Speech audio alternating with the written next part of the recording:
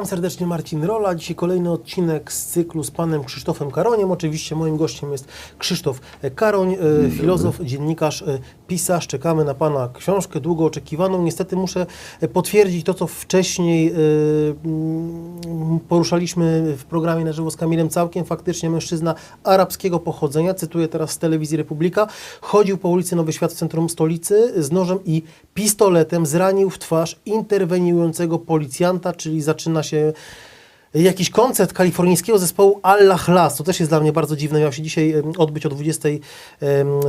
20 w klubie Niebo na ulicy Nowy Świat. No właśnie, może od tego sobie na chwilę zaczniemy, panie Krzysztofie. Mamy pierwszy, według Unii Europejskiej, incydent, ale tutaj mamy ewidentnie, że coś jest na rzeczy. Rozmawialiśmy między innymi o tym dzisiaj o 10 z Witoldem Gadowskim, czyli że już na Polskę także się zaczną tego typu ataki. Nie wiem, co się zacznie.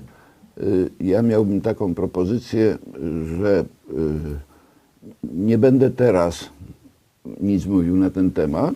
Teraz porozmawiamy, jeśli można, o czym innym, o ważniejszym czymś, a potem w bardzo wielkim skrócie wyjaśnię, dlaczego nie mamy żadnego problemu z islamem ani w Europie, ani w Polsce i że to wszystko jest kompletnie wymyślone. No właśnie, bo dzisiaj dwa takie tematy, które pan zaproponował, bo także wam, szanowni, chciałem wytłumaczyć pewną konwencję, jeżeli pan pozwoli oczywiście. Bardzo proszę, oczywiście. Na którą z panem Krzysztofem się zgodziliśmy. Tutaj wiele się takich głosów pojawiło, wiele głosów takich fajnych, ciekawych, miłych, ale także takich, no nie wiem, ja to nazywam takimi hejtami, nie odnoszę się do hejtów, tylko żebyście zrozumieli, na czym polega ta konwencja. Sympatycznych złośliwców. Wszystko jedno. Wiele osób tam pisze, że siedzi kretyn Rola, nieuk debil, słucha pana Karonia i znowu przychodzi pan Karoń, ja jestem masochistą, żeby pan mnie zmasakrował swoją inteligencją, logiką, elokwencją, którą pan oczywiście ma, niezaprzeczalnie. I po to robimy, że jestem takim masochistą, że lubię tak dostawać wciry, a to nie o to chodziło. To właśnie chodziło o to, żeby, no właśnie, na co myśmy się umówili. Znaczy myśmy się tak naprawdę na nic nie umawiali, natomiast reakcje są takie, że oprócz tych, o których pan mówi, to jeszcze jest sporo wpisów ludzi, którzy doceniają to, co pan na siebie wziął. Bo pan po prostu podjął się bycia, nie chcę powiedzieć workiem treningowym. Takim królikiem doświadczalnym. Czymś w tym rodzaju, tak, żeby konfrontować. No i ja myślę, że większość ludzi znakomicie to rozumie i znakomicie to docenia. Natomiast jest zupełnie oczywiste, że przy tej, no może nie masowej, ale jednak dość dużej widowni, zawsze się trafią ludzie, którzy po prostu muszą odreagować swoje własne stresy. Ja to rozumiem, tylko i muszą komuś przykopać. Tłumaczę konwencję, tłumaczę naszą konwencję. Ja słucham, jak uważam, że mam coś do powiedzenia, to po prostu mówię, ale generalnie umówiliśmy się na swoistego rodzaju takie bardziej monologi pana Krzysztofa, żeby wytłumaczył, o co w tym wszystkim chodzi i co odcinek bierzemy sobie na wokandę inne tematy. Dzisiaj jest kradzież i islam, nomen omen. Może kradzież, islam. Tak. Ja tych rzeczy nie łączę, ale ponieważ jest to pewien temat, który zaczyna nam bardzo ciążyć i zaczyna zajmować coraz więcej uwagi ludzi, dlatego pomyślałem sobie, że dobrze będzie na koniec wyjaśnić ludziom,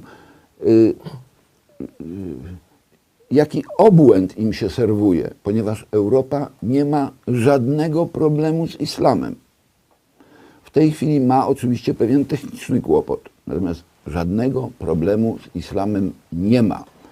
Natomiast pytanie, czy z tego się nie zrobi problem, ale to jest oddzielny temat i do tego dojdziemy. A ja dzisiaj chciałem wykorzystać sytuację, ponieważ od kilku tygodni od opublikowania moich kilku takich filmików dotyczących pojęć podstawowych natrafiam na bardzo dziwną reakcję, z której wynikałoby, że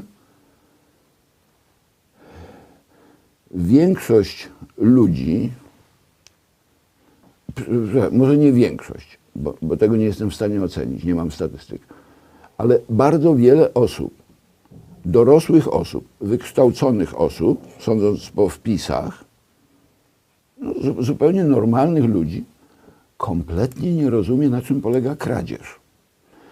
I dla mnie był to swego rodzaju szok. No ja zaraz.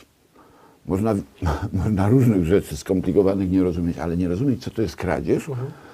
I zacząłem dopiero rozumieć, na czym polega to, że oni nie rozumieją i skąd się to bierze, jak zaczęły się pojawiać wpisy, które jakby upierały się, czyli wpuszczały się w szereg dodatkowych, różnych, zupełnie nieistotnych kwestii, pomijając tę definicję absolutnie podstawową. A ponieważ moim zdaniem, co wielokrotnie, może nie tutaj, ale co wielokrotnie w swoich publikacjach podkreślam, głównym problemem, jakim ma do czynienia świat białego człowieka, jest to, że w świecie białego człowieka został zabity etos pracy i już w tej chwili znaczna część, a można powiedzieć większość, nie wiem jak to nazwać, populacji białego człowieka jest tak wychowana, że pasożytnictwo, czyli kradzież, jest ich stanem normalnym, stanem naturalnym. I jest to ten problem, takie zjawisko, które prowadzi do katastrofy. Ta katastrofa jest zupełnie oczywista i islam jest tylko i wyłącznie dalekim echem tego problemu. Ale chodzi o to, że żeby można było mówić o jakichkolwiek zmianach, to najpierw trzeba zrozumieć, co to jest kradzież i w którym momencie ludzie tracą z oczu fakt, że są złodziejami.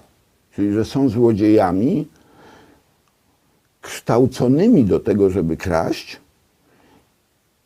i nie ma w tym żadnej ich winy, ponieważ oni sobie z tego nie zdają sprawy.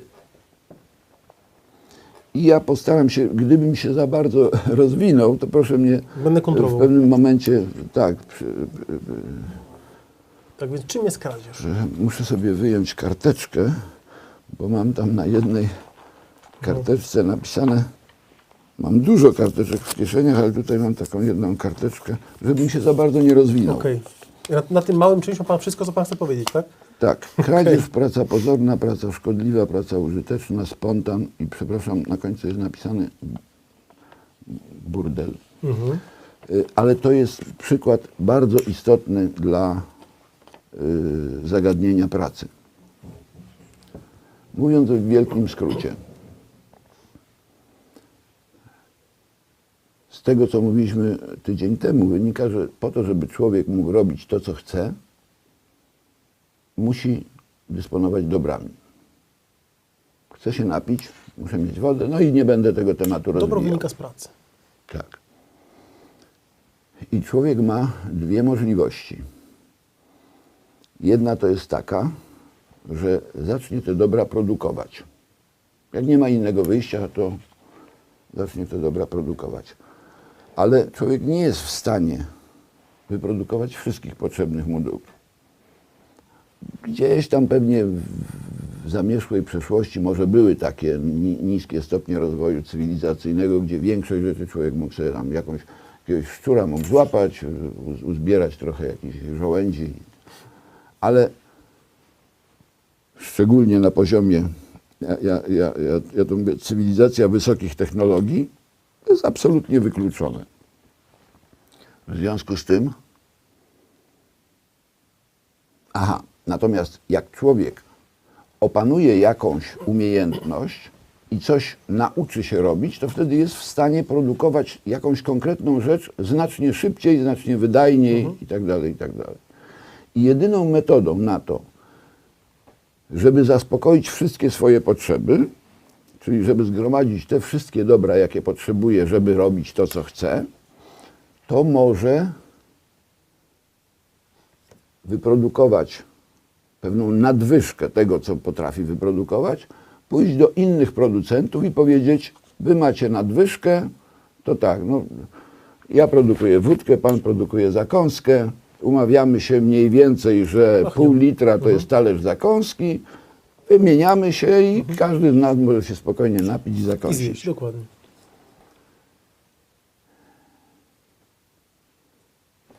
wszystko jest w porządku, jeżeli my dwaj wymieniamy się bezpośrednio i w taki czy inny sposób dogadujemy się, że nam się to opłaca.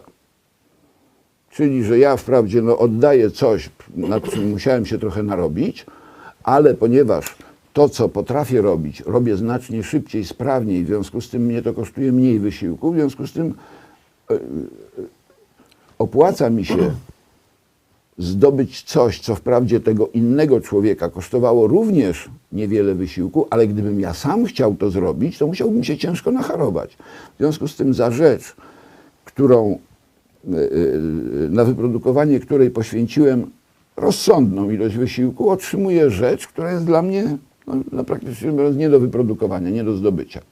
I każdy z nas sobie robi taką kalkulację intuicyjnie czy na papierze i dochodzi do wniosku, że dobra, ta wymiana mi się opłaca.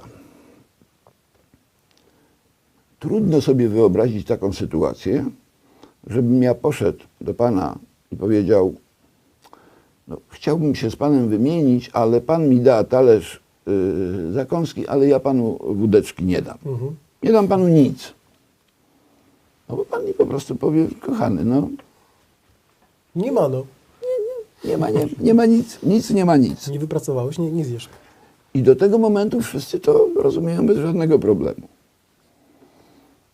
Oczywiście, ponieważ ci producenci są bardzo rozproszeni, nie ma takiej możliwości, żeby na jednym rynku wszyscy się zgromadzili i tak dalej, i tak dalej. Aha, ale co jest istotne,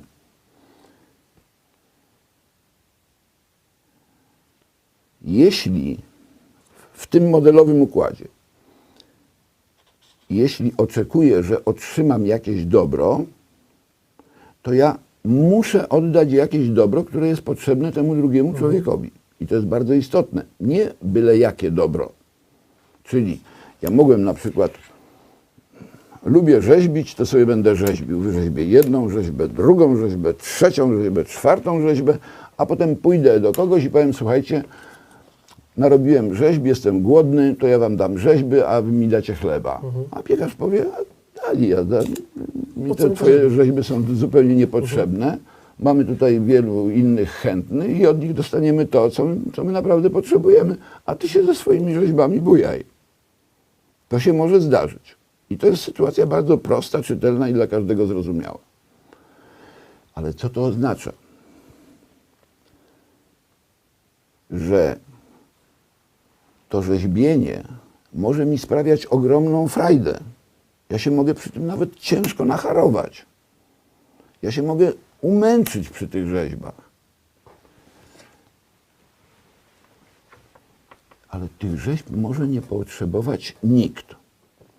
W związku z tym warunkiem wymiany jest nie to, że ja będę pracował, że się napracuję, że ja się naprodukuję, tylko że ja wyprodukuję taką rzecz, która komuś innemu jest potrzebna.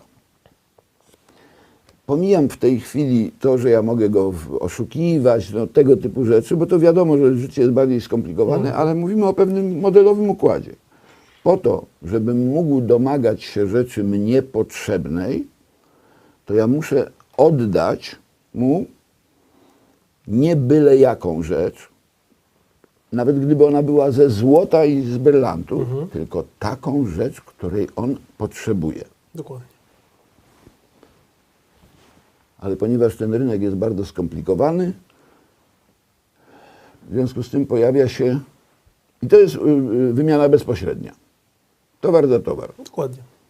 Przy czym zaznaczam, a w zasadzie dobro za dobro, bo jak się używa towar, to już się wchodzi w nomenklaturę ekonomiczną i tam już się zaczynają problemy.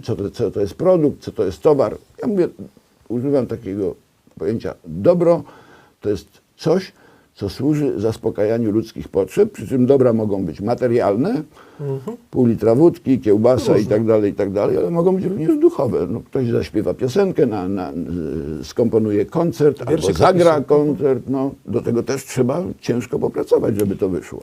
Więc on świadczy usługę, ale to jest usługa, która zaspokaja moją potrzebę słuchania muzyki. Ta wymiana jest kłopotliwa, w związku z tym pojawia się pośrednik, handlarz. Na czym polega usługa handlarza? Co on takiego robi pożytecznego? On robi to pożytecznego, że jeśli mnie z jakichś względów albo się nie chce, albo się nie opłaca i tak dalej, jeździć z tymi swoimi towarami do kolejnych producentów, żeby się z nimi wymienić, to ja oddaję ten towar handlarzowi. Handlarz udaje się do innych producentów i tam z nimi dokonuje wymiany. W rzeczywistości to wygląda w ten sposób, że wszyscy producenci tam handlarzowi oddają i potem na tym rynku ludzie przychodzą i kupują, ale w istocie, ponieważ każdy konsument jest producentem tego lub owego, przynajmniej powinien być. W związku z tym handlarz też świadczy usługę polegającą na tym, że ułatwia wymianę bezpośrednią. I za to należy mu się wynagrodzenie. I to jest zwykle, to się nazywa marża chyba, czy różnie. Bądź też prowizja, różnie. Tak, ale w każdym bądź razie on albo dolicza sobie do ceny, albo z ceny odlicza swoje, bo mu się to należy. No i w modelowym przypadku, jeśli akceptujemy to, to znaczy, że uznajemy, że jemu taka cena się należy.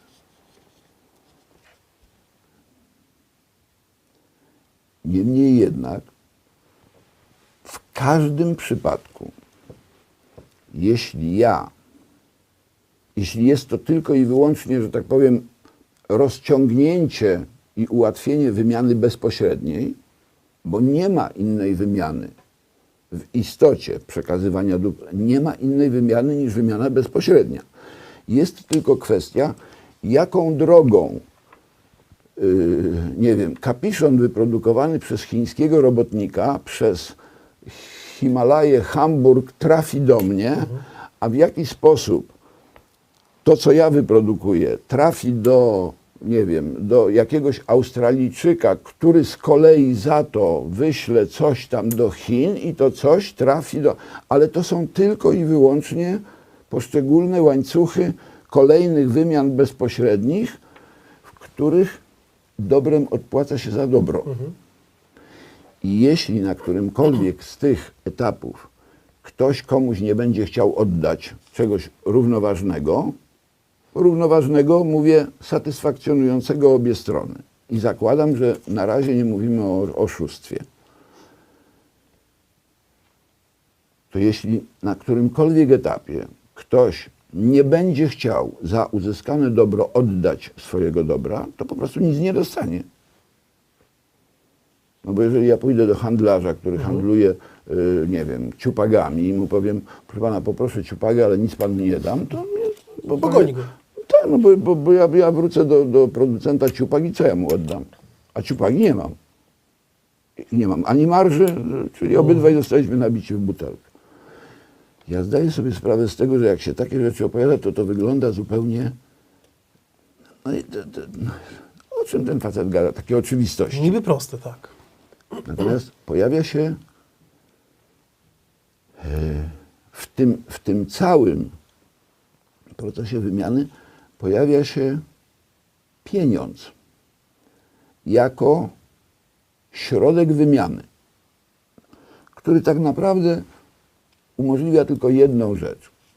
Zwalnia z konieczności nieustannego transportowania ogromnej ilości dóbr po to, żeby w tym łańcuchu wymian w końcu i tak chiński kapiszon trafił do mnie, a mój produkt trafił do producenta chińskiego kapiszona. Oszczędzać. Pojawia się znacznie poręczniejszy w użyciu taki środek wymiany. Ale ten pieniądz nie jest dobrem. I to jest bardzo istotne. To znaczy, za pomocą pieniądza nie można zaspokoić żadnej potrzeby. Znaczy, z witkiem dolarów można się powachlować oczywiście, no ale to raczej nie o tego typu, nie do tego służy zwitek dolarów, bo to jest jakiś erzac wachlarza. można sobie z $100 zapalić cygaro, jak to ładnie na filmie robią. Samolocik różni. zrobić. Tego Można. typu rzeczy, tak. Ale powiedzmy sobie szczerze, nie to mamy na myśli.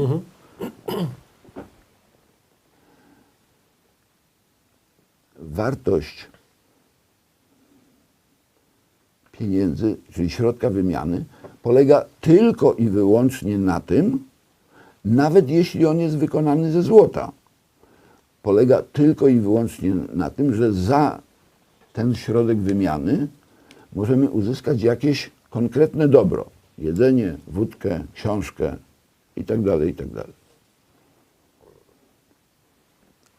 Oczywiście, ponieważ z różnych względów, i teraz nie będę wnikał, z jakiego powodu pojawił się kruszec, czy jakikolwiek materiał, z którego wykonany jest pieniądz, który to materiał ma swoją własną wartość użytkową. Bo złoto ma swoją jakąś tam wartość użytkową. Jedni robią z niego biżuterię, ale przecież komputery by nie chodziły, gdyby tam na stykach nie było złota. Mówię o tych oczywiście lepszych, bo w tych najlepszych jest złoto.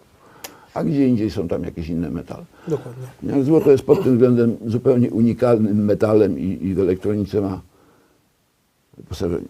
Więc ono oczywiście tego typu wartość ma. Natomiast w momencie, kiedy z niego wykonany jest pieniądz, to ono tylko i wyłącznie zabezpiecza pieniądz przed sfałszowaniem. Natomiast to złoto, które jest w pieniądzu, nie służy zaspokojeniu żadnej potrzeby. Chyba że ktoś dojdzie do wniosku, że sobie nawierci złote $100 albo 100 rublówki i sobie zrobi z nich klipsy. Ale to wtedy już nie jest pieniądz, to już są wtedy klipsy. Jedną z podstawowych rzeczy, które ja zaobserwowałem, i to do mnie ludzie piszą, że im w szkołach mówi się, że pieniądz jest dobrem. Nie jestem w stanie nawet tego skomentować, Że za ale to pracę nie jest dostaniesz jeden, pieniądz. drugi czy piąty głos. Tych głosów jest więcej. Młodych ludzi uczy się, że pieniądz jest dobrem. Ale od czasu, kiedy pojawił się tak zwany pieniądz, jak to się mówi, fiducjarny, czyli ten pieniądz, który opiera się na zaufaniu, to istnieje taka możliwość, że ten pieniądz można zrobić z niczego. Można go sfałszować. Nie wnikam w tej chwili, czy jest to legalne, czy jest to nielegalne. Po prostu można sobie tanim kosztem, pomijam oczywiście, że do tego też coś trzeba umieć, ale to jest jakby inna historia.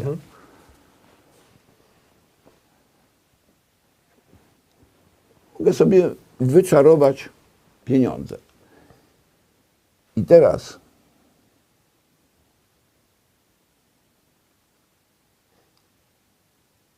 w jaki sposób można zdobyć takie pieniądze?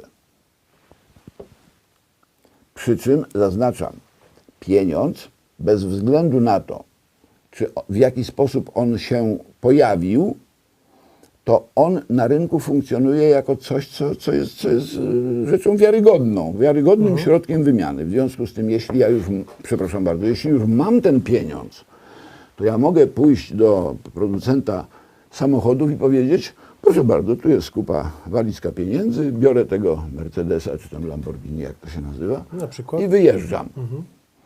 I facet zostaje z pieniędzmi.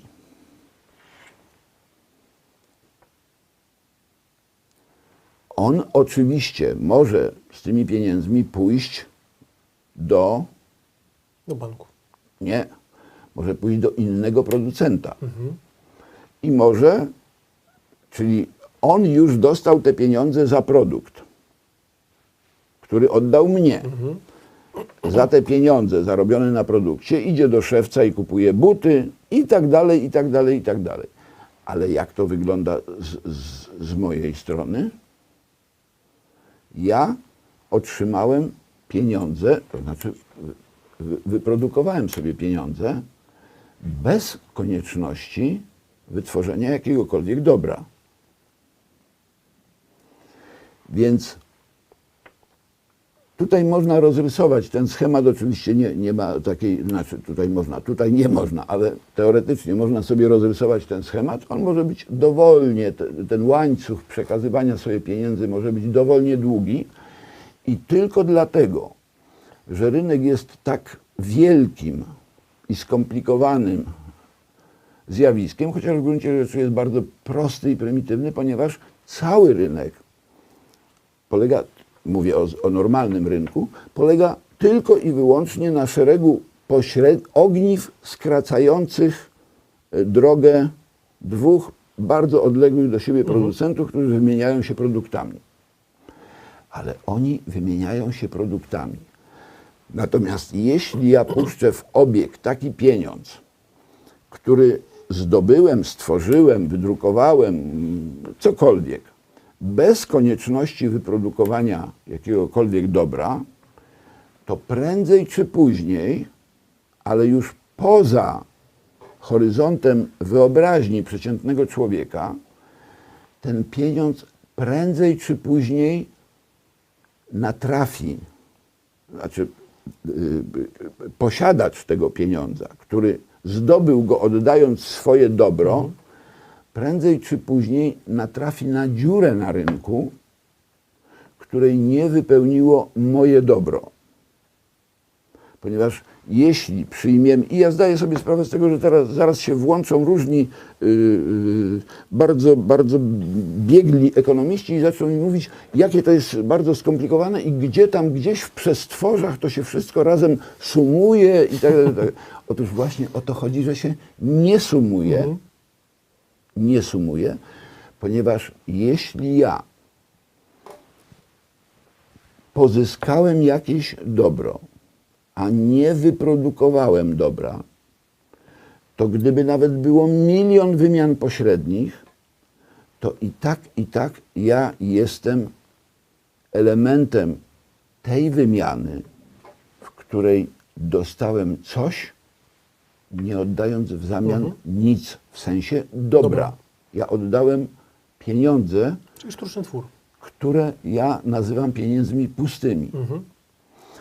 One oczywiście w momencie, kiedy dałem je producentowi samochodu w zamian za samochód, to już w zasadzie nie są puste pieniądze. On je zarobił uczciwie.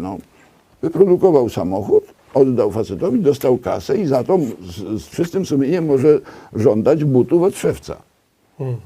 Dał cenę. Tak.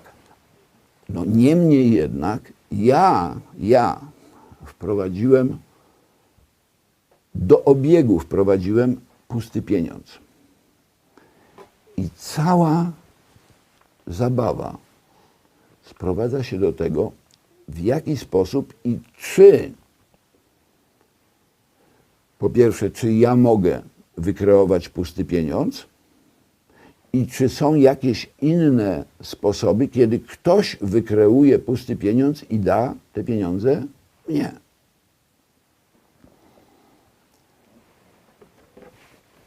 Metod na to, żeby uzyskać puste pieniądze, jest bez liku. Jeśli siedzi, przy czym zaznaczam, jeśli mówimy o dobrowolnej wymianie dwustronnej, to mówimy o sytuacji, kiedy każda ze stron otrzymuje takie dobro, którego potrzebuje. Jeśli więc wyprodukujemy znaczną grupę ludzi, którzy potrafią albo nic nie potrafią, albo potrafią robić rzeczy, które jakąś pracą są. Oni na przykład potrafią mnożyć papierki, stemplować, przekładać z miejsca na miejsce i tak dalej, i tak dalej. I można powiedzieć, że coś tam produkują. I oni dostają od kogoś pieniądze. Pytanie, od kogo dostają pieniądze? Jednym słowem, oni dostają pieniądze za pracę, która nie tworzy żadnego takiego dobra, na które reflektowaliby inni producenci. Czyli za te ich biurokratyczne bicie piany, oni I z pewnego punktu widzenia, jeśli robią to nieświadomie, a tu właśnie o to chodzi, żeby robili to nieświadomie, bo oni przychodzą do pracy, stemplują te papierki i tak dalej, w najgłębszym przekonaniu wypełniania wielkiej misji. No, to fakt. I oni mają w swoim głębokim przekonaniu mają prawo domagać się, no zaraz, ja tu się napracowałem, chciałbym mi godnie zapłacić. żyć, Tak. proszę mi tutaj kasę i ja za to zaraz zasuwam. Tu sobie kupię samochodzik, tu sobie kupię mieszkanko, tu sobie kupię co, pojadę na Seszele i tak dalej, i tak dalej, i tak dalej. I to się wszystko kupy trzyma. Problem polega na tym, że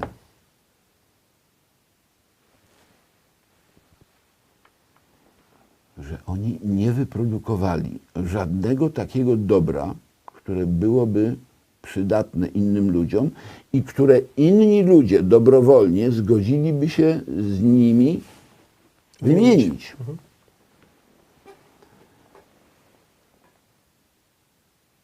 Skąd się wzięły te pieniądze, które oni otrzymali, nie ma najmniejszego znaczenia. Czy one były na przykład przez ich pracodawców ukradzione komuś, czy wydrukowane, czy wzięte na kredyt, to nie ma absolutnie żadnego znaczenia. Chociaż oczywiście sprytni ludzie od ekonomii zaraz zaczną murzyć i tłumaczyć, że to jak człowiek kradnie, to w gruncie rzeczy nie kradnie, tylko on powoduje relokację kapitału i w sumie wszystkim to się opłaca, bo ta globalna gospodarka kwitnie. No, tego typu dyrdymały. Nawet trudno powiedzieć, czy dyrdymały, bo oni najczęściej w to wierzą. Tyle tylko, że oni pomijają zawsze ten jeden podstawowy element. To podstawę podstaw. To znaczy taką sytuację, w której ktoś produkuje coś, nazwijmy to umownie, ja na to mówię, że to jest albo dobro pozorne, albo dobro szkodliwe. I domaga się za to dobra, które jest dla niego użyteczne. Przy czym tutaj nie chcę za głęboko wchodzić w te klasyfikacje, bo to będzie w mojej książce. Natomiast dobro użyteczne to nie znaczy, że dobro pożyteczne. Bo można dobra używać, to jest wtedy dobro użyteczne, ale jeżeli użyję sobie narkotyku, no to pytanie, czy ono jest pożyteczne, czy ono jest szkodliwe. Do pewnego stopnia można powiedzieć, no dobra, póki mi się zawiało w głowie, to jeszcze może to było pożyteczne, ale jeżeli po tym tracę przytomność i kituję po prostu, mówiąc brutalnie, to raczej to już takie pożyteczne nie jest i raczej jest to dobro szkodliwe, chociaż ktoś mógł z własnej woli za nie zapłacić. No, tu pytanie, czy i od którego momentu narkoman dokonuje takiego zakupu z własnej woli. Więc to oczywiście się, ten schemat można rozbudowywać i on ma szereg swoich odmian, niuansów, ale istotny jest ten podstawowy schemat. Czy konsumując jakiekolwiek dobro, które wyprodukował kto inny, odwzajemniłem się wyprodukowaniem takiego dobra, które nawet jeśli nie oddałem w wymianie bezpośredniej temu człowiekowi, którego nawet nie jestem w stanie zlokalizować, bo nie wiem, kto wyprodukował to, co ja zużywam. Ale nie oddałem to do tej wspólnej, nazwijmy to, puli dóbr na rynku, z której kolejny producent będzie mógł za pieniądze wziąć swoje. Bo jeśli on czegoś takiego nie znajdzie, a przede wszystkim, co jest najważniejsze, jeśli dojdzie do takiej sytuacji, w której możliwe jest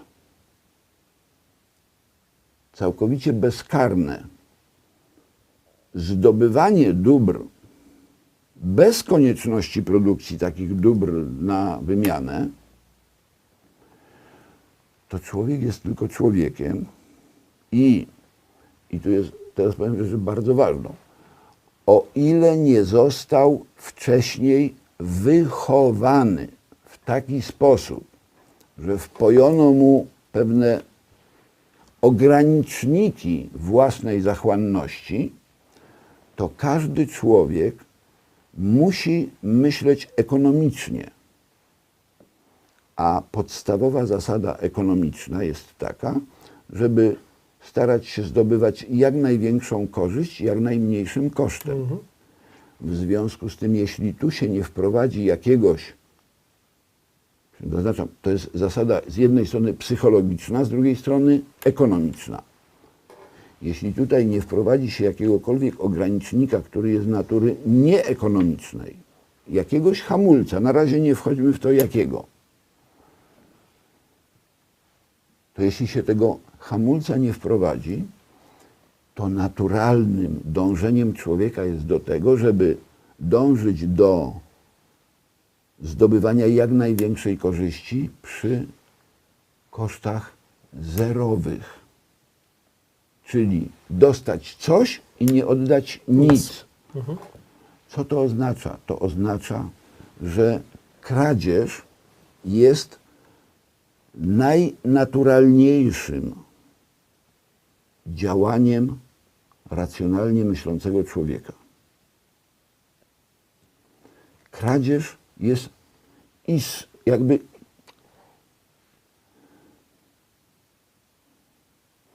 kradzież jest w oczywisty sposób celem działania człowieka na rynku. Przy czym zaznaczam, ja używam określenia kradzież bez jakiegokolwiek zabarwienia wartościującego. Czy to jest złe, czy to jest dobre, to jest następny krok. Na razie trzeba opisać, czym jest kradzież. Kradzież jest to wynik naturalnego dążenia każdego człowieka do tego, żeby powiększać swoją korzyść przy minimalizacji kosztów, a graniczną sytuacją takiego dążenia jest zdobywanie jak największej korzyści przy zerowych kosztach, czyli dostać coś, nie oddając nic. I to jest istota kradzieży. Dlaczego ta definicja jest tak bardzo ważna? Ponieważ ona uniezależnia możliwość stwierdzenia faktu kradzieży od jakichkolwiek teorii ekonomicznych. Tutaj te wszystkie, zaznaczam, ja mam oczywiście bardzo negatywny stosunek do klasyków liberalizmu i będzie o tym mowa oddzielnie, ale nawet nie wnikając w to, ja rozumiem, że pewna wiedza, którą się nazywa ekonomią i pewna zdolność wykonywania różnego typu obliczeń, rachunków, przewidywań itd. jest konieczna po to, żeby opisywać mechanizmy już działającego rynku. Natomiast to, o czym ja mówię, kradzież jest pojęciem, można powiedzieć, przedekonomicznym. Jest pradziałaniem każdego człowieka. Przy czym zaznaczam, wszystkie zwierzęta kradną z założenia, jeśli tylko mogą. No bo jak trafią na mocniejszego, to oczywiście nie ukradną. Bo zwierzęta nie są w stanie pracować. To tam, że mrówki, termity i tak dalej, że tam budują, to są bajki oparte na zupełnie innej. Jak mrówki ciągną, ktoś podobno zrobił takie doświadczenia, jak 20 mrówek ciągnie liść, no to widzimy, idą mrówki, ciągną liść. Ale tak naprawdę każda mrówka ciągnie w inną stronę. Liść porusza się dlatego, że wychodzi z tego jakiś tam sumaryczny wektor. No i tajemnicą natury jest, dlaczego akurat ten wektor prowadzi tak, że one w końcu ten list doniosą do tego. Ale żadna z nich nie ma zielonego pojęcia o strukturze mrowiska.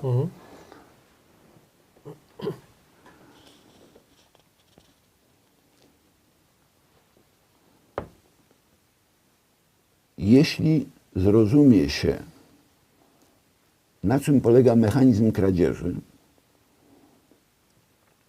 to wtedy stwierdzenie kradzieży, do tego, żeby stwierdzić, że się coś kradnie, nie trzeba wiedzieć absolutnie nic. Nie trzeba się znać na ekonomii, na czymkolwiek.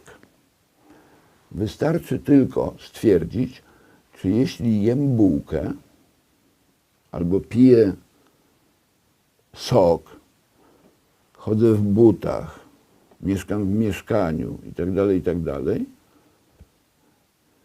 to czy ja w ogólnym rozrachunku produkuję,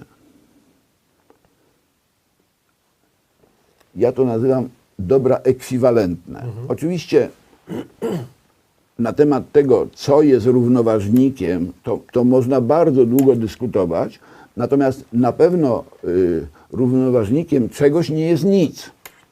Kwestie tych różnych preferencji i tak dalej, wartości końcowych, czy tam wartości granicznych, jak oni to nazywają, one oczywiście opisują pewne wyjątkowe przypadki, natomiast one jakby nie znoszą ważności zasady, że jeśli się coś bierze, co ma swoją określoną formę i określoną wartość użytkową, to na pewno równowagą tego nie jest nic.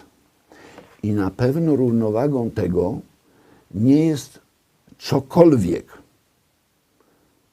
Czyli dowolna działalność, która na przykład mi sprawia przyjemność, ale której efekt nie prowadzi do powstania takiego dobra, które ten ktoś, kto wyprodukował dobro mnie potrzebne i tak dalej, no tu już dalej nie konkretne wiem. dobro. Zbliżamy się do końca. To ten temat oczywiście można rozciągać bardzo, natomiast zbliżamy się do czegoś takiego jak działalność spontaniczna. Jak pan wie, we współczesnej mentalności spontaniczność jest takim czymś, taką wartością bardzo dobrze widzianą. Dobrze, no, Tak. powinniśmy być kreatywni, spontaniczni, dylu, na badylu i tak dalej, i tak dalej. No i wszyscy chcą być spontaniczni, kreatywni, no i jeszcze chcieliby mieć z tego furkę i komórkę.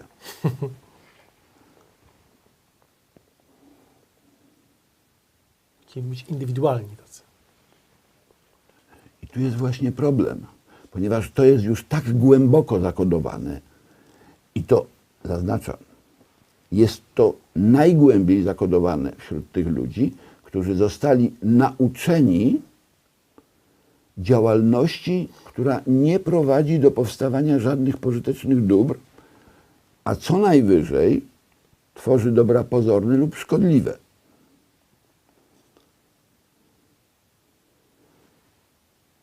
Niemniej jednak taka działalność, ponieważ nie jest to takie totalne próżniactwo, to ta działalność jest związana z jakąś, z pewnym wysiłkiem, z pewnymi umiejętnościami, z czymś, co ludzie skłonni są nazwać pracą. Teraz wyjaśnię na przykładzie domu publicznego, to jest mój ulubiony przykład, Dobry jest. czym się różni praca od niepracy i jakie praca musi spełniać warunki i jakie pracownik musi spełniać warunki, żeby to, co on robi, można było nazwać pracą. Otóż ja dlatego posługuję się tym przykładem ze względu na charakter czynności, którą się tam wykonuje. Jestem bardzo ciekaw. Mamy dom publiczny, przychodzi klient i jest jakaś obsługa. Nie będziemy w tej chwili już, kiedyś to można było mówić, że przychodzi pan i tamtego, nie. Teraz to wiesz, czort wie, kto tam przychodzi, ale to jest o tyle dobre, że również nie da się określić, kto komu co robi. W każdym bądź razie przychodzi człowiek, który ma pieniądze i on tam dlaczego przychodzi? Ponieważ on chce mieć przyjemność. Dokładnie. Przychodzi do takiego domu publicznego, wynajmuje obsługującą lub obsługującego, ustalają cenę, on jest usługobiorcą, druga strona jest usługodawcą. Zabierają się do realizacji usługi i robią, no można powiedzieć, że robią to samo. Pracę? No nie wiem, ja już tam nie wnikam, czy kopulują, czy się zamieniają miejscami i tak dalej, ale wykonują pewne czynności, jak to na jednym filmie tam pokazywał znany aktor, który na starość zgłupiał. Tak? Robią to samo. On przyszedł i on płaci. I płaci za to, żeby mieć przyjemność. I wymaga. I on powinien mieć przyjemność. Natomiast pytanie, czy ten, kto świadczy usługę i kto pracuje, bo ten klient nie jest w pracy. Klient jest na wyjściu, że tak powiem, przyjemnościowym. On jest na rozrywce, ale obsługa jest w pracy. Dokładnie. Obsługa bierze pieniądze, robi to samo, ale pytanie, czy ta obsługa musi mieć przyjemność? Praca nie jest do końca przyjemność, to zależy jaka. Nie. Proszę pana, to jest bardzo istotne, ponieważ młodym ludziom wbija się do głowy, że ta ich praca powinna być spontaniczna i powinna im sprawiać przyjemność. A jeśli nie sprawia przyjemności, to jest powód do tego, żeby tę pracę jakoś tak traktować, ta praca jest jakaś taka nie bardzo. No to tam, no oczywiście, jeśli się trafi tak przypadkowo, że usługobiorca będzie odpowiadał pod różnymi względami usługodawcy, to być może usługodawca będzie z tego miał jakąś przyjemność. Natomiast jeżeli jest to 25 tego dnia taki klient, No to ja nie jestem do końca przekonany, czy tego samego dnia już, a już nie mówię po 3 tygodniach, czy to będą takie ekstazy. to się nazywa rutyna. Natomiast niewątpliwie ta osoba, która nawet której nie musi być przyjemnie, ale która bierze po prostu kasę, ona się ma uśmiechać. I na dodatek niektóre bardzo przekonywająco potrafią jęczeć. Nie wiem, nie byłem. Proszę pana, to nawet nie trzeba chodzić na filmy pornograficzne. Wystarczy włączyć pierwszy, lepszy polski film. Fakt. W tej chwili chyba nawet Bolek i Lolek się bez tego nie obejdzie. Nie wiem. Aż tak poleciał, to nie wiem, nie wiem. Ja się domyślam, sądząc po trendzie. Tam jeszcze była ta Tola, więc oni tam... No. Jeżeli krytyk krytyk filmowy idzie do kina po to, żeby napisać recenzję, i to jest jego zawód, to on idzie do tego kina i przez 20 godzin musi obejrzeć 10 filmów, czy one mu się podobają, czy one mu się nie podobają. On ma napisać recenzję i on ma prawo za to żądać pieniędzy. A ogląda 10 filmów obejrzał. To jest jego robota. Nikogo nie interesuje, czy jemu to sprawiło przyjemność, czy nie. Job. Dokładnie. Natomiast jeśli ktoś chce mieć rozrywkę, to przychodzi do kina i za jeden film musi zapłacić 2 dychy. I na dodatek, jeśli film jest kiepski, to ma prawo się czuć rozczarowany. Ale to wtedy on płaci. Z własnej woli, bo chce obejrzeć film. Tak? Powinniśmy się już chyba zbliżać do końca, ale powiem panu o jednym sposobie zdobywania, nie mogę powiedzieć, że najpopularniejszym w tej chwili, natomiast w sensie liczebności, natomiast najpopularniejszym w sensie westchnień, jakie budzi wśród ludzi, sposobie zdobywania pustych pieniędzy. Mianowicie jest to gra, a w zasadzie nie gra, spekulacja giełdowa. Ponieważ na giełdzie można inwestować, czyli dawać komuś pieniądze, które służą do prowadzenia produkcji. Ta produkcja przynosi jakiś zysk i wtedy ten akcjonariusz dostaje dywidendę. Prawda? Jest to część zysku z produkcji. czyli działalności, która tworzy dobra. Natomiast jest taka możliwość, żeby zarobić pieniądze na różnicy cen. Wieczorem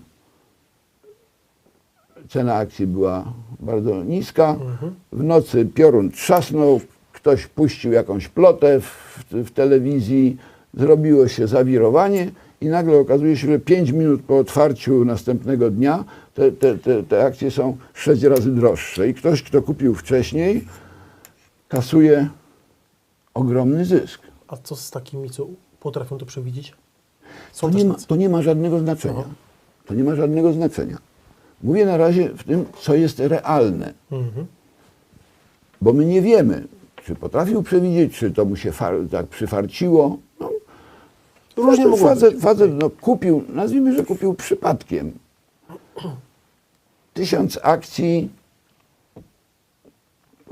po 10 zł. Zapił, zasnął, obudził się następnego dnia, otwiera ten, patrzy, jest, ale nie po 10 zł, tylko po 10 000. No to sprzedaje te akcje 10 000 i no, zupełnie uczciwie kosztuje tam chyba 1 milion czy 10 milionów? 10 milionów. Coś koło tego. No i proszę pana, on za te 10 milionów może kupić ile Mercedesów? No troszkę, kilkadziesiąt. Kupi sobie Merolka, kupi sobie dobrego lofcika i tak dalej, i tak dalej. Odcyngruje się w tych wszystkich pradach, niepradach i tak dalej, no tak, że mucha nie siada. I to tylko i wyłącznie dlatego, że się przespał. I zapił. Przefarciło mu się. Przyfarciło mu.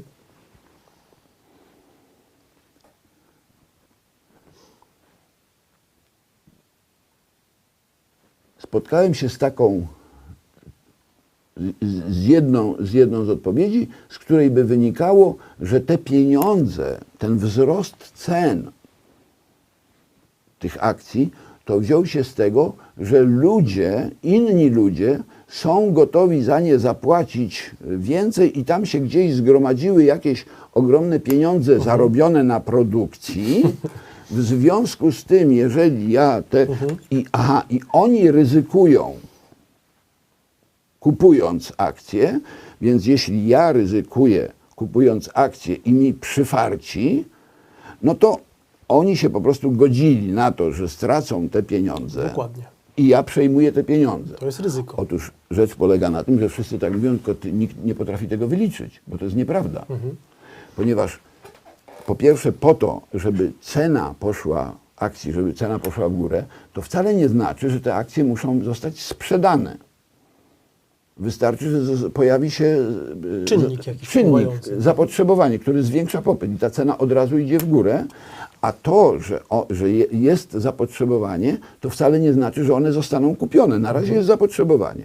A poza tym na to, żeby kupić te akcje, to ktoś może zaciągnąć kredyt, którego wcale nie ma zamiaru spłacić.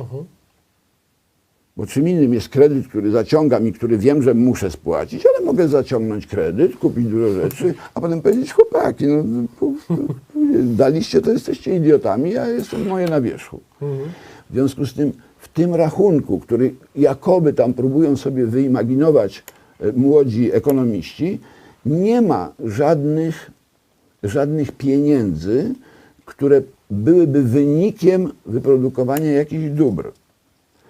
Ale to w ogóle nie ma żadnego znaczenia.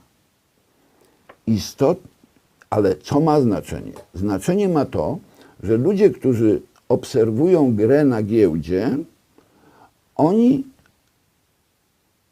jeśli ja twierdzę, że to jest przykład kradzieży, że to jest przykład kreowania pustego pieniądza, bo ja niczego nie produkuję, natomiast Spekuluje.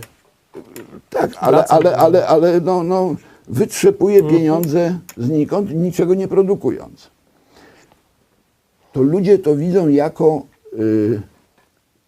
relację między mną, który kupiłem, czy sprzedałem, a tymi, którzy kupili lub sprzedali też te akcje. I oni doszukują się tutaj kradzieży. Kto kogo okradł. Trochę na tej zasadzie, na jakiej w kasynie Wszyscy ryzykują, ktoś wygrywa, czyli no z pewnego punktu widzenia ktoś okrada innych, tyle tylko, że za ich zgodą, bo oni też liczyli na to, że uda im się za moją zgodą okraść mnie. To jest takie rozumowanie trochę. Otóż problem polega na tym, że ta kradzież odbywa się zupełnie gdzie indziej. Kradzież odbywa się wtedy, kiedy ja, zdobywając dzięki spekulacji, kreując pusty pieniądz, ten pieniądz jest pusty tu i teraz.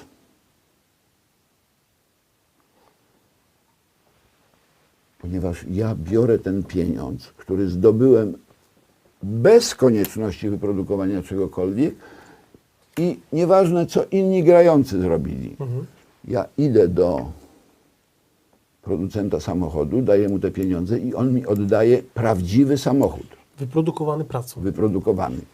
I to, że on te pieniądze, za te pieniądze może potem sobie kupić u następnego jakieś dobro, a ten następny może sobie kupić znowu u następnego jakieś dobro, to jest to tylko odpychanie ode mnie świadomości i faktu, jakby rozmywanie faktu, że ja po prostu zdobyłem dobro, nikomu się nie odwzajemniając.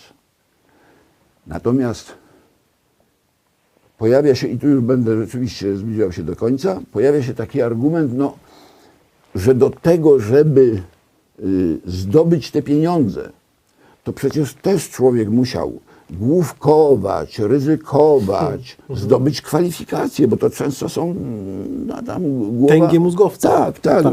W głowie się buzuje. Więc on poniósł jakiś i koszt, i się uczył i tak dalej. W związku z tym, no, w zasadzie można powiedzieć, że on zarobił. Otóż jest zasadnicza różnica, że w momencie, kiedy się produkuje dobro jakimś kosztem, to można powiedzieć, że te koszty znajdują się w tym dobru. Czyli ja się napracowałem, wyprodukowałem coś i jeśli oddam to coś innemu człowiekowi, to on, korzystając z tego dobra, zaoszczędzi swój wysiłek i powiększy swoją wolność, używając tej naszej nomenklatury z poprzedniego odcinka. Czyli mój wysiłek to jest praca użyteczna dla innego człowieka. Natomiast w przypadku spekulanta, czyli mówiąc brutalnie, złodzieja, cały jego wysiłek koncentruje się tylko i wyłącznie na realizacji własnego interesu. W związku z tym on się nie ma czym wymienić.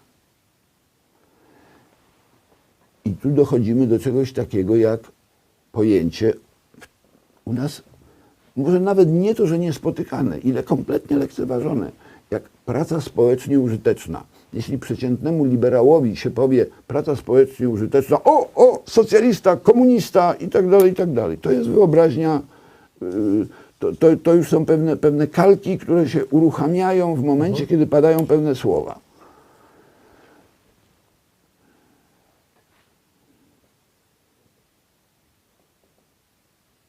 Opowiedziałem o tym, na czym polega kradzież, żeby ludzie nie od razu, z czasem, szczególnie młodzi ludzie, kiedy podejmują decyzje, przepraszam, tu muszę wrócić wcześniej, nie tylko młodzi ludzie, przede wszystkim rodzice młodych ludzi, kiedy rozmawiają między sobą i tak dalej, i podejmują decyzje na temat tego, jaki wybrać zawód, w czym się specjalizować, to ja oczywiście nie mam zamiaru nikogo namawiać do tego, żeby podejmował pracę społecznie użyteczną, bo nie jestem aż tak durny. Natomiast mogę i powinienem im wyjaśnić, że jeśli wybiorą taki kierunek szkoły, studiów, która uczy bicia piany i która uczy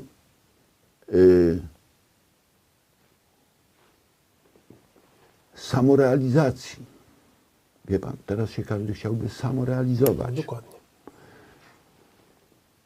To oczywiście może to robić, ale zawsze wtedy, kiedy nie nauczy się tworzyć jakichś dóbr, które są przydatne innym ludziom i które inni ludzie chcieliby od niego, oddając mu w zamian własne dobro przez niego pożądane, to jeśli on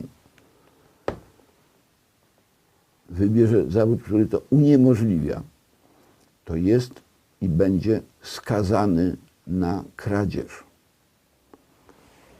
I teraz kończymy to, ponieważ kończymy ten temat, ponieważ od kilkudziesięciu lat cały system edukacji i wychowania ma tylko i wyłącznie jeden cel. Wmawiać ludziom, żeby oni sami się realizowali, ale pozbawiać ich umiejętności do produkcji dóbr pożytecznych dla innych ludzi. Skutkiem tego jest to, że coraz mniej ludzi ma ochotę podejmować jakąkolwiek pracę produkcyjną,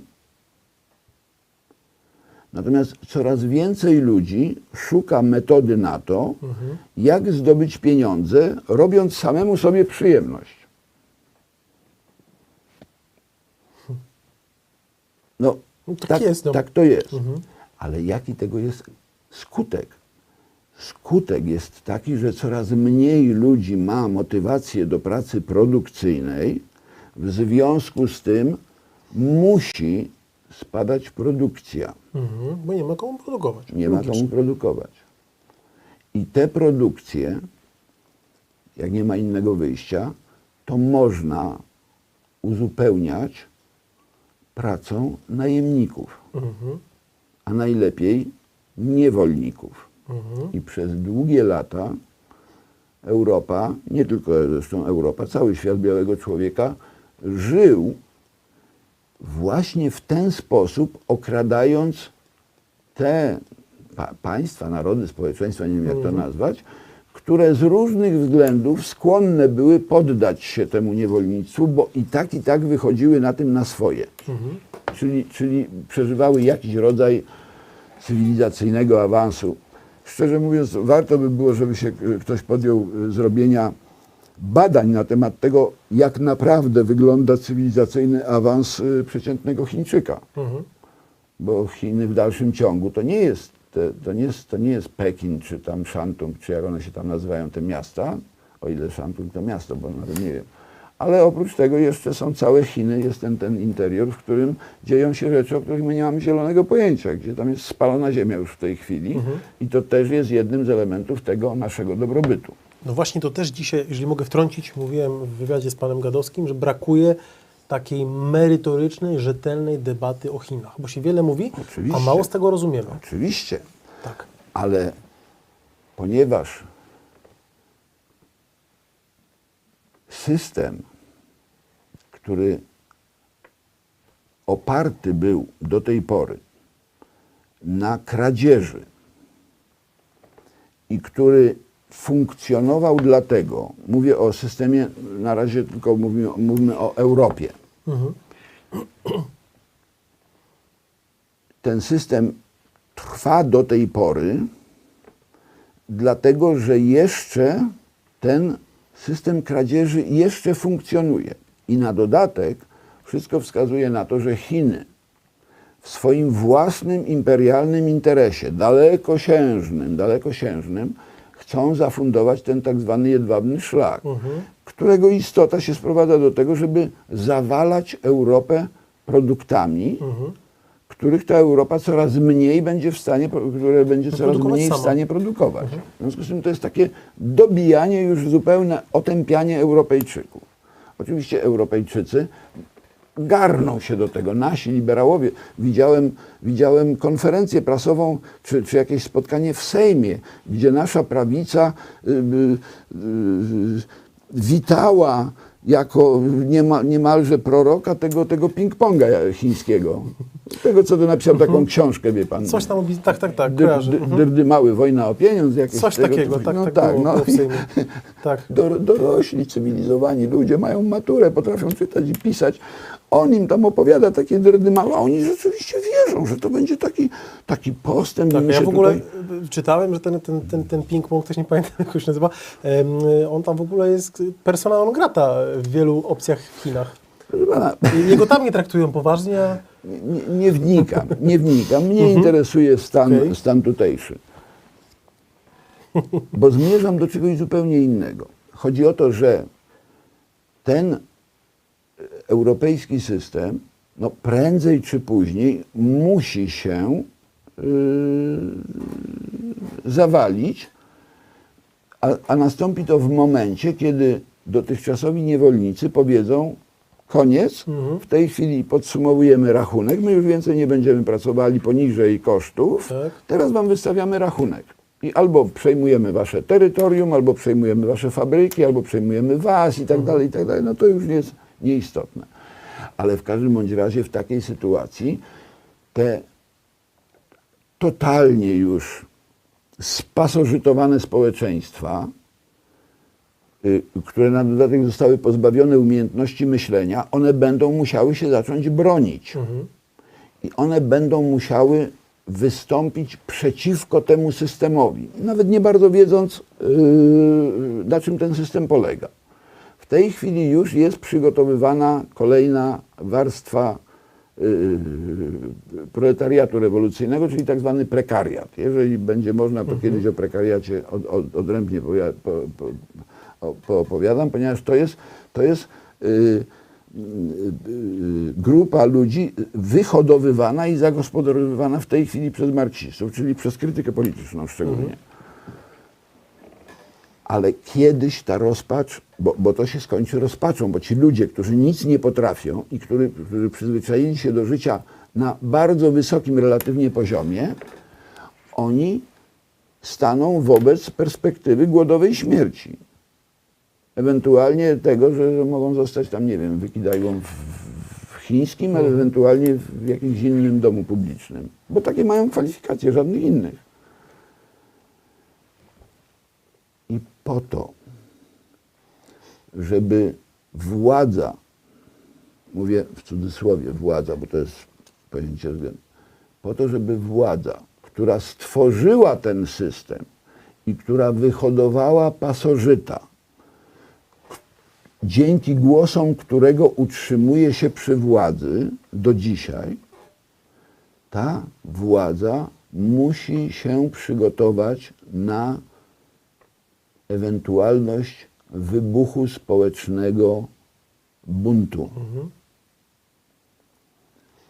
I taki jest sens planu Spinelliego i Unii Europejskiej, czyli powrót do marksistowskiej koncepcji aparatu terroru, za pomocą którego zdobywamy władzę i za pomocą którego potem możemy utrzymać tę władzę. Przecież funkcjonowanie terroru w tej chwili w Europie jest gołym okiem widoczne. Czyli rozumiem, że tym mechanizmem jest islam? Nie. Tym mechanizmem jest jest zasada tolerancji represywnej. Kojarzy pan? Nie bardzo. Jest film o tolerancji represywnej na moim kanale i będzie to jednym z tematów książki. W 1965 roku Herbert Marcuse napisał esej pod tytułem Tolerancja represywna, w której stwierdził, że stara tolerancja, ta tolerancja, która toleruje, jest reakcyjna. Dlaczego ona jest reakcyjna? Ponieważ jeżeli się toleruje kogoś, to ten ktoś może żyć i nie ma powodu, żeby się buntował. Prawda?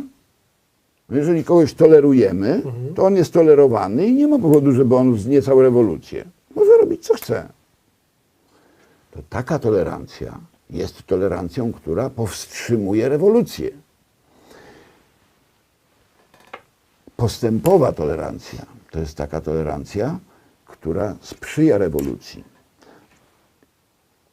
I Marcuse proponuje nową koncepcję postępowej tolerancji, którą nazywa tolerancją wyzwalającą. I teraz mówię coś, co tam jest napisane wprost, bo to ja dlatego tak bardzo podkreślam znaczenie tego tekstu, tego eseju. On zresztą uruchomił, cała rewolta 1968 roku była wynikiem właśnie tego eseju. Tylko że oczywiście ludzie tego nie wiedzą, bo nieważne. Ja podkreślam znaczenie tego eseju, ponieważ jest to chyba jedyny, oprócz manifestu komunistycznego, jedyny tekst marksistowski, w którym jest zapowiedziane wprost mordowanie ludzi. Bo tam definicja, i to konkretnych ludzi, definicja tolerancji wyzwalającej w eseju Tolerancja represywna brzmi, że jest to tolerancja dla ruchów lewicowych i nietolerancja dla ruchów prawicowych. Tak to jest sformułowane. Nie wnikając w tej chwili, co znaczy lewica, prawica, bo to tam dużo, ale ogólnie wiadomo, o co chodzi. Szczególnie w 1965 roku, bo dzisiaj to już nie wiadomo, ale wtedy było dość precyzyjnie wiadomo. I jeśli chodzi o zakres tej tolerancji i nietolerancji, to ona ma być totalna. Ona ma dotyczyć czynów, słów, propagandy, informacji, dyskusji itd., itd. A gdzie w tym wszystkim islam? Do tego zaraz dojdziemy. Okay.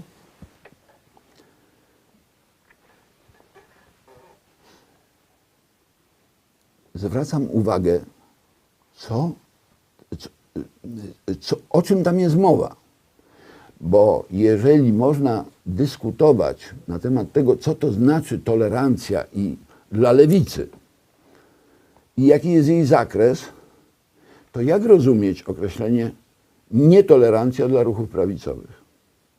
To znaczy, że czegoś nie toleruje. Nie akceptuje, nie toleruje, generalnie paszli won. Ale dokąd won? No, z tego co odczytałem w tych antyfaszystowskich, najlepiej, żeby zlikwidować w ogóle. Fizycznie także.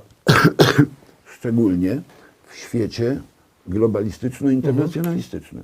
Nie ma żadnego paszą won. To jest jednoznaczne wskazanie na eksterminację. Oczywiście to jest wcale nie takie proste, dlatego że to jest znacznie głębsze, dlatego że w pierwotnym zamyśle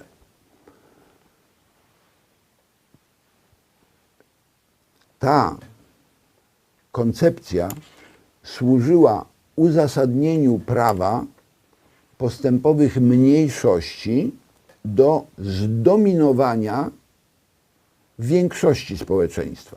Czyli postępowa lewica, nawet jeżeli jest bardzo niewielka, ale jest dobrze zorganizowana, to ona musi wypracować metody i te metody zostały wypracowane. Ja to opisuję dość dokładnie. Ona musi wypracować metody zdobycia dominacji nad tą większością. Czyli doprowadzić do tego, że większość ma po prostu robić i zamknąć pysk. Dokładnie. I dziękować Bogu, że jeszcze żyje. Problem polega na tym, że tego modelu nie udało się, to jest projekt 65, 1965. Tego projektu nie udało się zrealizować, ponieważ system zawalił się wcześniej. Ponieważ europejski system w najgłębszy kryzys relatywnie w tamtych czasach wpadł pod koniec lat 70. do tego stopnia, że lewica straciła władzę. Wtedy właśnie przejęła władzę Thatcher, Kohl, chyba Kohl wtedy, Reagan w Stanach. 79, 80. Reagan 80, tak. Thatcher też. Końcówka 70 lat. Wtedy był de Gaulle we Francji, z tego co pamiętam. Nie, de Gaulle chyba już wcześniej. Kapkę wcześniej, aż 69 wtedy była to polityka pustego miejsca, coś takiego. Ja mówię 10 lat A, później. okej. 10 lat później. To Po, tak, po tak. 2 kryzysach olejowych. Wtedy Europa zbankrutowała kompletnie. Wtedy już Europa zbankrutowała kompletnie i wtedy właśnie w latach 80. zaczęło się wyprowadzanie przemysłu do Chin. Bo Europa już nie była w stanie nawet po prostu Europa nie była w stanie już się zadłużać. Ponieważ od 1969 roku Niemcy i inne kraje zaczynały się zadłużać po to, żeby opłacać hipisiaków, którzy już w międzyczasie wchodzili już na rynek pracy, no i niewiele potrafili, chociaż z tym to też jest, bo oni jeszcze, wbrew pozorom, sami hipisiacy, jakkolwiek już zostali zdemoralizowani, ale oni jeszcze w dzieciństwie zostali wychowani jako tako, w związku z tym nam pewne rzeczy im wtłoczono do głowy. Natomiast oni już nie byli w stanie wychować własnych dzieci. Oni już własne dzieci hodowali. Problem polegał na tym, i teraz zbliżamy się właśnie do islamu, że tego projektu, jaki wymyślił Spinelli, czyli komunistycznej Europy, w której już nie ma podzielonych państw i w której zlikwidowane są armie narodowe, bo to jest jeden z punktów projektu Spinelliego, ale one są zastąpione jedną armią europejską, której celem jest, co jest w planie Spinelliego, w manifestie Spinelliego napisane, celem jest zaprowadzanie stanu wyjątkowego w nieposłusznych landach, krajach tych federalnych. Więc tego planu nie udało się dopiąć. On się zawalił w 2004 roku, kiedy padło referendum w sprawie Konstytucji dla Europy, bo wtedy miała powstać prawdziwa Unia Europejska. To się nie udało i zrobiono prowizorkę, czyli Lizbonę, która weszła w życie w 2009 roku i wtedy powstała dopiero Unia Europejska. Ale problem polega na tym, że właśnie w okolicach 2007 roku zaczął się walić cały system w świecie białego człowieka. Poszły te wszystkie, po pierwsze kryzys w strefie euro, kryzys w Stanach Zjednoczonych. Dokładnie. To rozdawanie kredytów ludziom, o których wiadomo było, że nigdy tych kredytów nie spłacą. Ale ci ludzie do dzisiaj są już na 5 pokoleń do przodu, są na smyczy. Chałupę stracili i mają długi dla prawnuków. No i tu już nie ma sensu wchodzić w te bańki spekulacyjne i tak dalej, ale jest sytuacja taka, w której prędzej czy później nawet ci pasożyci, czy te pasożyty, podniosą łeb i powiedzą, że my chcemy jeść. My chcemy mieć nowe telefoniki, a Chińczycy powiedzą, a to sobie wystrugajcie z czegoś tam. Tak. Tu macie, proszę, brzeszczot, dyktę, strugajcie. I tak dalej, i tak dalej, i tak dalej.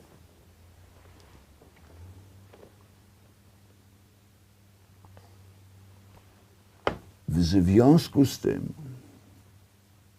dla marksistowskich elit, bez względu na to, kto je w tej chwili w sensie personalnym reprezentuje, czy to jest rzeczywiście pani Angela Merkel i tak dalej, to nie ma najmniejszego znaczenia. Problemem marksistowskich elit jest to, żeby zlikwidować te wszystkie przeszkody, które uniemożliwiają domknięcie projektu europejskiego. Czyli uniemożliwiają likwidację suwerennych państw, uniemożliwiają likwidację ich tożsamości narodowej, no bo to jest właśnie to nieszczęście, które powstrzymuje ludzi przed zagłosowaniem obiema łapkami za tym, żeby się już skołchozować kompletnie. I musi być zlikwidowana zlikwidowany wszelki ślad po ostatniej instytucji, która oczywiście w tej chwili przeżywa ogromne kryzysy i tak dalej, w to nie ma sensu wnikać, natomiast która wyartykułowała tę moralność, która stworzyła Europę, Mówimy o tą Kościele katolickim. nową, czyli chodzi o zaoranie Kościoła katolickiego.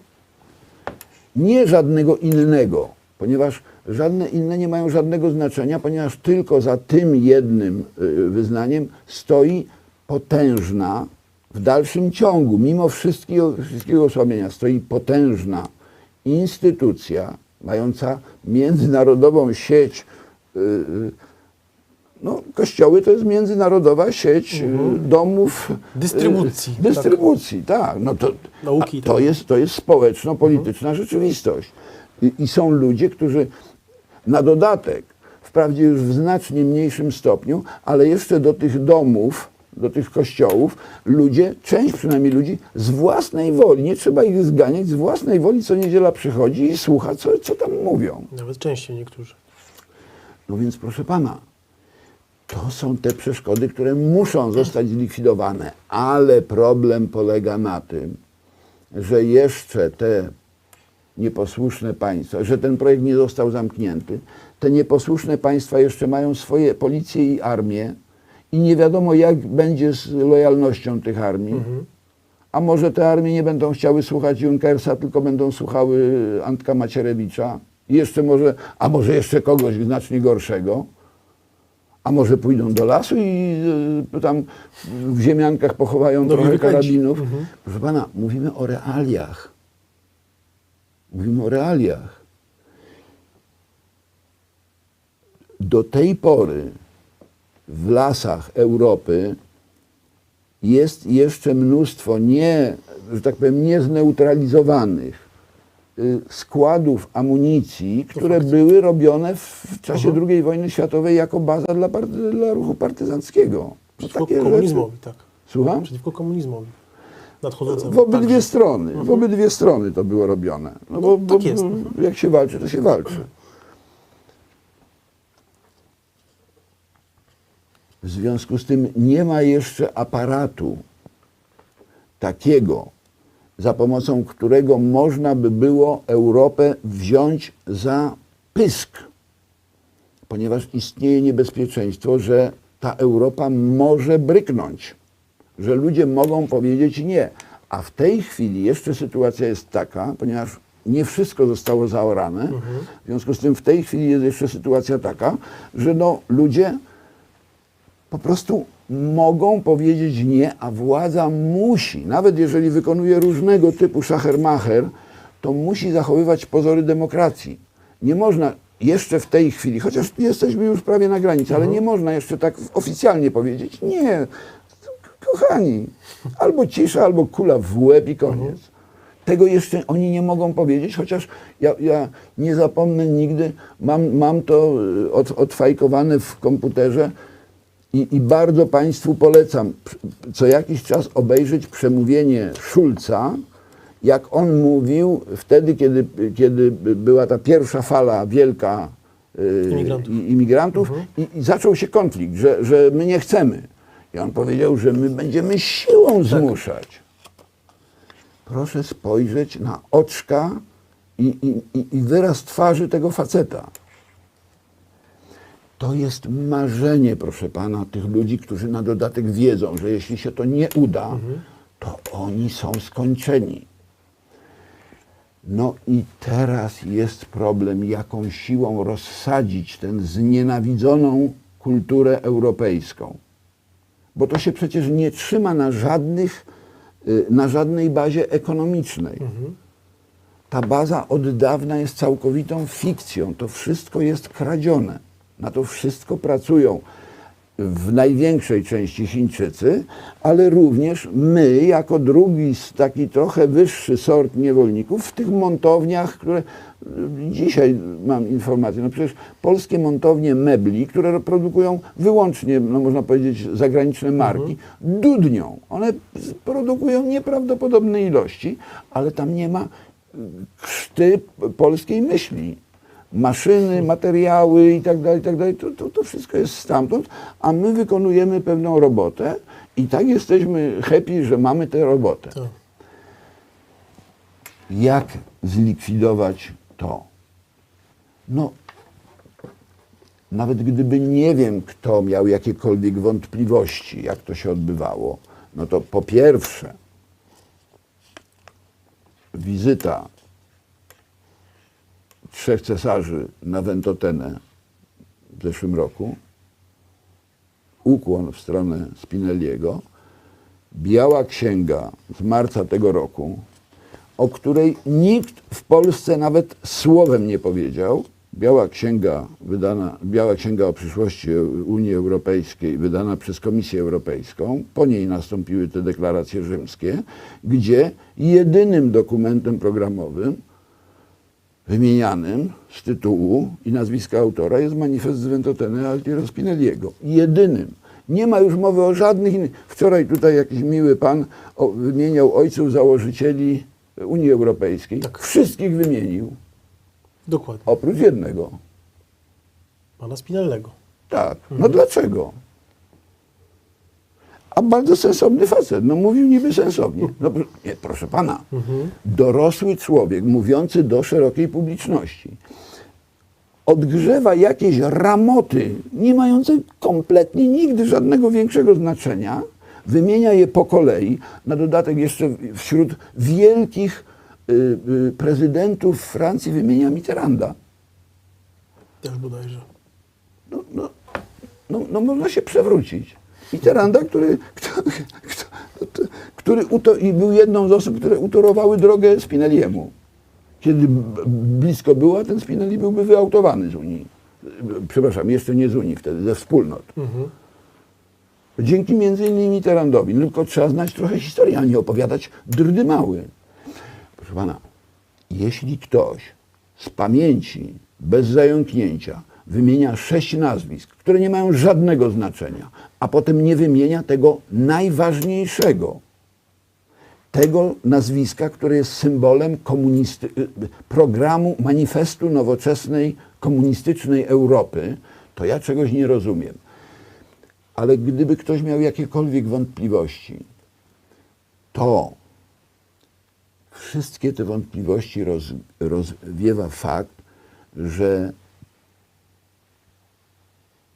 islam został jako pierwszy, bo to dotyczy, jakby w kolejce stoi cała czarna Afryka, ale to jest oddzielny problem. Islam, inaczej, nie ma żadnej inwazji islamu na Europę. A nawet jeśli jest, to ona nie odgrywa w dzisiejszych proporcjach żadnego większego znaczenia. Czy pan słyszał coś, żeby Jan III Sobieski zastanawiał się nad mentalnością czy specyfiką religii islamskiej albo nad mentalnością muzułmanów pod Wiedniem? Nie. Zebrał chłopak, powiedział, rozwalić to w siwy dym, urżnąć do równa. I rozwiązał problem na 300 lat. Natomiast pani Merkel i nie wiem, czy związane z nią, natomiast koincydencjonalnie uaktywniające się przestępcze struktury Unii Europejskiej, bo to są ludzie, którzy nie mogą działać bez wiedzy i zgody Unii Europejskiej. Ona zaprosiła nieograniczoną liczbę Dokładnie. ludzi, którzy są jednoznacznie nastawieni na grabież, na mordowanie i grabież. Nie mają żadnych kwalifikacji, chcą po prostu kraść.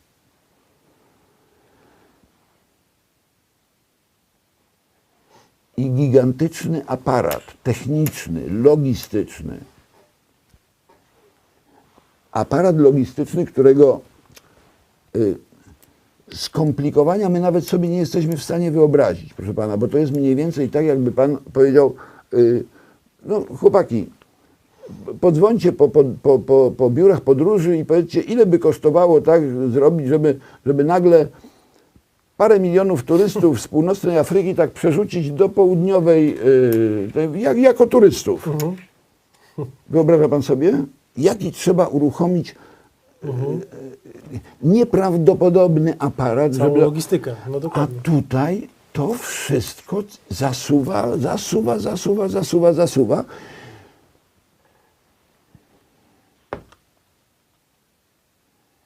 I nikt nie naciśnie tego guzika, żeby po prostu to przede wszystkim, żeby te szlaki zaminować. To znaczy, że w Europie nie ma żadnego problemu z islamem, ani z islamistami. Żadnego, ponieważ ten problem jeszcze w tej chwili, chociaż on oczywiście narasta, ale jeszcze w tej chwili Europa jest w stanie zlikwidować w ciągu 3 tygodni.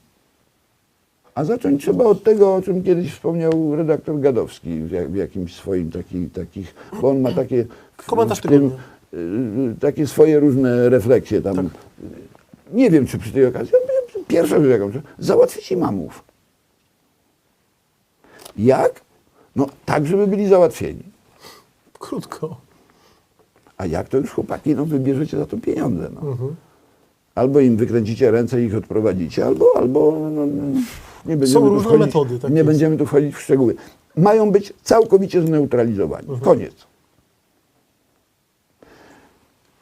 Ale do czego to się sprowadza? Bo niektórzy mówią, nie ma woli politycznej, niektórzy się zastanawiają, a to już jest najgorsze. I tu dochodzę do najgorszej rzeczy, ponieważ niestety w dalszym ciągu w polskich komentarzach ciągle pobrzmiewa takie pytanie, no czy ci politycy zachodni oszaleli, czy oni są oderwani od rzeczywistości? Oni chyba w ogóle odfrunęli w kosmos. Oni nie odfrunęli w kosmos. Politycy zachodni robią z ich punktu widzenia najracjonalniejszą rzecz i nie odstąpią od tego programu, ponieważ nie mają innego wyjścia. Oni muszą dopiąć ten program, bo inaczej to jest dla nich śmierć. A szczególnie w tej chwili, kiedy im do gardeł rzucą się już nie białe pasożyty, które wprawdzie są pasożytami, ale one nawet do gardeł się nikomu nie są w stanie, wie pan, z tymi swoimi... Kredkami i tak dalej. Kogo oni mogą pogryźć? No No. Natomiast tamto towarzystwo, gdzie nie ma kobiet, starców, dzieci, nie mówimy o żadnych uchodźcach, tu nie ma w ogóle mowy o żadnych uchodźcach. Najazd bandytów, wypasionych, młodych, żądnych krwi, pieniędzy, również dup i tak dalej, tego typu rzeczy, co im się należy przecież, bo to jest ustawowo, im się należy. Oni tutaj przyjechali na wezwanie i problemem Europy nie jest islam, nie jest żaden najazd islamski. Problemem Europy są komunistyczne, marksistowskie elity europejskie, z którymi trzeba sobie poradzić, a nie z żadnymi islamistami, ponieważ nikt nie jest w stanie sobie z islamistami poradzić w inny sposób niż, i to jest takie niebezpieczeństwo, że jak dojdzie, nie daj Boże, do eskalacji tych, że znowu jakiś cymbał wyskoczy na środku Warszawy z nożem i tam czymś, to będzie tak, że ludzie ze strachu zaczną się organizować i zaczną ich linczować. I to wtedy już bez żadnego wyboru. No. Będą pogromy, będą pogromy. Będą pogromy. Tych uczciwych muzułmanów, I tych, którzy tu przyjechali pracować. I cudowne będziemy mieli dokładnie wypełnienie schematu marksistowskiego. Więc przestańmy zastanawiać się nad tym, czy Europa zwariowała, bo Europa nie zwariowała. Elity europejskie działają precyzyjnie, cieszą się poparciem ogłupionych i ubezwłasnowolnionych pasożytów, którzy nie potrafią niczego produkować, w związku z tym nie mogą inaczej głosować. No bo nie mogą głosować za systemem, w którym czeka ich głodowa śmierć. W nawiasie nikt im nie przedstawia, poza mną, ale to jeszcze kwestia czasu, nikt im nie przedstawia alternatywy. Jak wybrnąć z tego? Wszyscy na nich klną, ale nikt im nie mówi, jak z tego wybrnąć, a oni tam zostali wpędzeni, nie z własnej winy. Ja nie mówię oczywiście o elitach marksistowskich, tylko o ich publiczności, o tych cymbałach, którzy nic nie potrafią, ale są ewentualnie bardzo mądrzy, jednakowoż jak żeby inaczej. Kończąc, bo to już rzeczywiście trzeba kończyć. Nie ma w Europie problemu, żadnego najazdu islamskiego. Ten problem, który Europa ma, to jest problem swoich własnych, przestępczych, marksistowskich elit, które prą do zaprowadzenia, przede wszystkim do zniszczenia resztek tradycyjnej kultury europejskiej po to, żeby móc tutaj zaprowadzić system komunistycznego terroru. I w tym celu sprowadzają tutaj najemników, którzy nawet nie wiedzą, o co chodzi, natomiast nienawidzą tego, tej degeneracji tego towarzystwa. tej degeneracji, ale tej degeneracji, która może im jednak dać. Bo co oni potrafią? Co stworzyła kultura arabska? Przepraszam, mówi się islam. Tak, islam przechował dziedzictwo antyku, a potem w średniowieczu myśmy od nich tam tłumaczyli, były szkoły, już nie pamiętam gdzie, więc ten islam i bez nich to Europa by sobie nie poradziła. Ja jestem skłonny się nawet zgodzić, tylko pytanie, jeśli oni przechowali to dziedzictwo cudowne, pogańskiej, niewolniczej Europy, ciemnego, zabobonnego, niewolniczego antyku, który się ukrasza kilkoma rzeźbami, wspaniałych zresztą rzeźbiarzy i figurkami skądinąd rzeczywiście bardzo inteligentnych filozofów.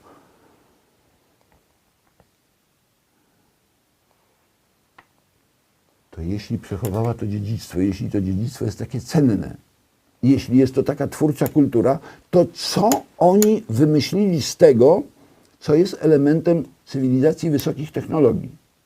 Co? Siodło na wielbłąda? Śrubę napędową karawany? No co? Cyfry ponoć zrobili. Tak, owszem. No nie, proszę pana, obiektywnie ja w tej chwili nie czepiam się, dlatego że oczywiście jest sztuka i tym się warto zajmować, żeby poznać pewną kulturę, która tam w określonych warunkach, tak, no to na tej zasadzie, tak, to należy znać. Ale żeby się na tym wzorować, na czym? Przecież co oni by mieli, gdyby im w pewnym momencie nie okazało się, że zrobili dziurę w piasku i im ropa siknęła? No, jaki wynalazek w naukach ścisłych, oni podobno mieli kilku świetnych matematyków, nie przeczę, nie będę się tego... No. Historia było. Tak, no kiedyś tam tak, no wtedy, kiedy myśmy się posługiwali mniej więcej patyczkami do liczenia, to oni to znakomicie tam ułożyli, system dziesiętny, te rzeczy. Ja wiem, że to, co mówię, jest w tej chwili już złośliwe na swój sposób, no, ale proszę pana, w perspektywie kulturowej, w perspektywie historycznej, to proszę mi wymienić jeden taki wynalazek, jedną taką koncepcję, która by się przyczyniła w jakikolwiek sposób do stworzenia tego, co stworzyła, i to podkreślam, katolicka Europa, do stworzenia kultury wolności. Co stworzyli? Nic. Przy czym tam niech się rozwijają. Natomiast tutaj oni zostali ściągnięci przez marksistów europejskich we współpracy trochę z anarchistami, liberałami, libertarianami i tymi wszystkimi, którzy już nic kompletnie nie rozumieją, tylko chcą mieć, ale nie pracować. To jest problem Europy. a nie islam. I trzeba sobie najpierw poradzić Z elitami. z marksistowskimi elitami. Nieszczęście polega na tym, i tutaj muszę powiedzieć, no, podnoszę ręce do góry, że po to, żeby się sensownie, że tak powiem, uporać z marksistowskimi elitami, to trzeba mieć zamiennik. Fakt. Mamy? Będzie ciężko, na pewno jeżeli chodzi o... Oj, Europę będzie ciężko, oj, będzie ciężko, proszę pana, jeżeli elity potrafią wyliczyć sześciu ojców założycieli Unii Europejskiej, którzy działali wtedy, kiedy jeszcze o Unii Europejskiej nikomu się nie śniło, a nie stać go na to, żeby na tym samym cugu wypowiedzieć, to jest jakieś zaklęcie, jakiś paraliż umysłowy, nie wypowiedzieć tego słowa, które dzisiaj jako jedyny wymienił pana Gadowski. Tutaj muszę, bo ja bardzo cenię redaktora Gadowskiego, ale muszę mówić małą szpilkę, bo o ile pamiętam, on powiedział coś użył takiego określenia sen Spinelliego. Być może, już nie dokładnie pamiętam, być może. A ja to pamiętam. Nie, ja po prostu bardzo cenię to i staram się śledzić to, co mówią nieliczni ludzie mądrzy. A Gadowski wie swoje. No, on zna tę kulturę. Bardzo dobrze. Tak. No. Ale on użył określenia. Zakładam, że on wie, co miał na myśli. Natomiast wrażenie z zewnątrz jest takie, jaki sen? To nie jest sen. To jest To jest realizacja. program, oficjalny program Unii Europejskiej realizowany z użyciem wszystkich legalnych i nielegalnych środków, łącznie w tej chwili z zaciągniętą tutaj armią fanatycznych morderców, bo oni mordować przedstawicieli tej znienawidzonej kultury, a przede wszystkim tej znienawidzonej religii chcą. Dokładnie. I to jest koniec. I jeśli jutro, pojutrze, pojutrze znowu ktoś zacznie o tym, że to ta Merkel, to chyba jej się w głowie pomieszało. Ojej, kiedy ona zrozumie, że robi błąd, a kiedy Macron zrozumie, że robi błąd, a kiedy Francuzi zrozumieją, że robią błąd i dadzą wypowiedzenie Macronowi.